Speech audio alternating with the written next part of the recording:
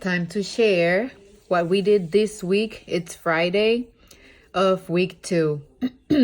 As promised, one of the things that I will be doing with this channel is to record my reflection and the things that I've tried in my classroom when it works and things that didn't work and why I feel they didn't work, so that you learn, I learn, and we all get better at teaching. We started out last week talking about having 6 stations for our learning stations. And after having a conversation this past Tuesday, we decided that it was better to go down to only 5 stations. So we will have more time allocated per station, especially those that are coming to the teacher station. With that being said, that is the first thing that we're changing from our thought process at the beginning of the school year.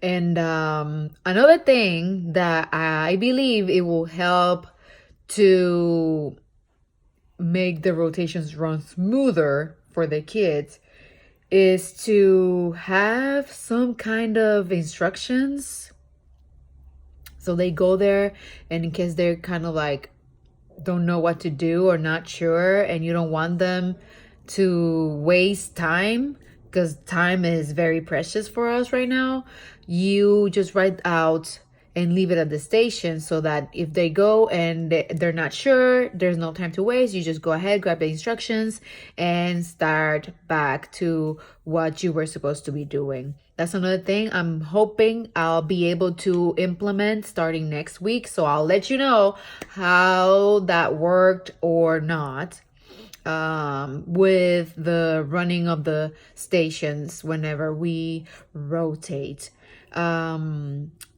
What other things we tried were we did a couple of interactive games, fun things to create anticipation and engagement with the kids. One of the things that we did was snowball fight.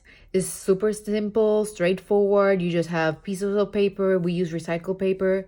Have the kids answer the question that you are wanting to answer.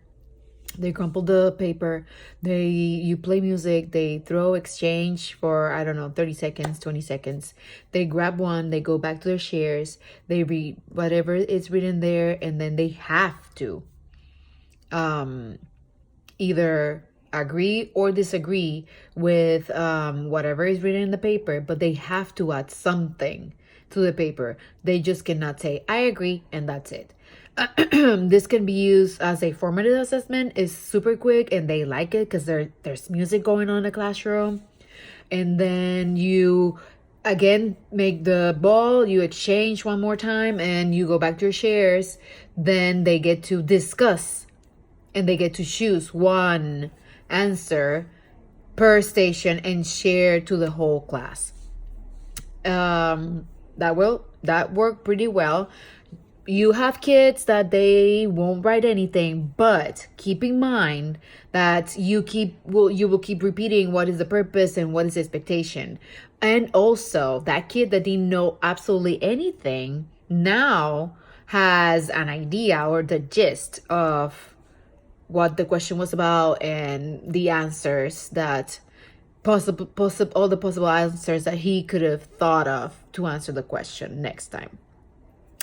And then we also tried reviewing some questions that we had, and I didn't want them to sit down for that time, so I decided to use the ball, and we will toss, and whenever the music stops, whomever has the ball gets to answer the question. So for those kiddos that don't like to complete their work, unfortunately, they couldn't participate.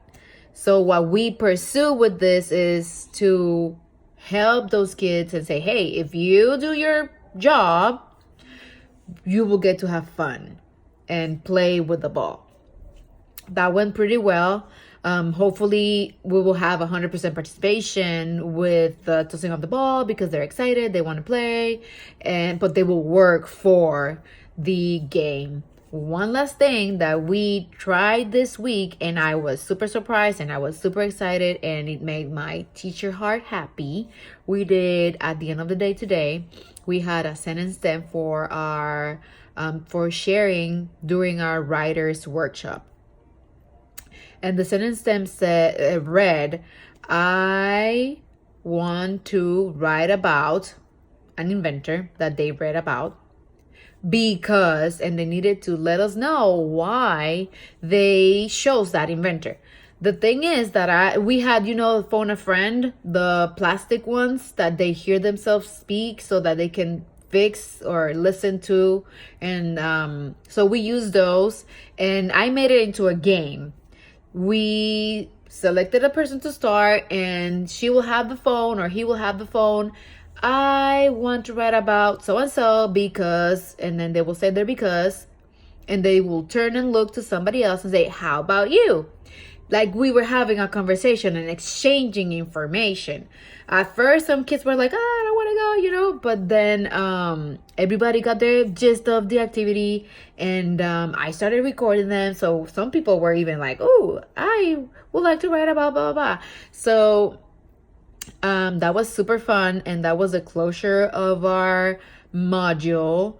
And then the kids who were unsure of why they chose or what to do with their writing piece, hopefully got different ideas from all of their peers of why they chose the inventor that they wrote. So next week, the writer's workshop drafting part should run smoother because we were able to exchange information before we actually sat down and individually start writing our first draft. So those were the new things that I tried this week that made my teacher heart happy. I'm reading Relentless by Hamish Brewer. And one of the things that I cannot stop thinking about and can't stop repeating to myself is to go one more round. I'm not giving up. I'm going to go one more round. Just like the do you and teach. It's been hard to get the kids into the routine. We struggle, and I think that's normal. But you need to keep going at it. You go again and again, and you don't give up. You just go one more round, and do not forget ever that you have to do you and teach.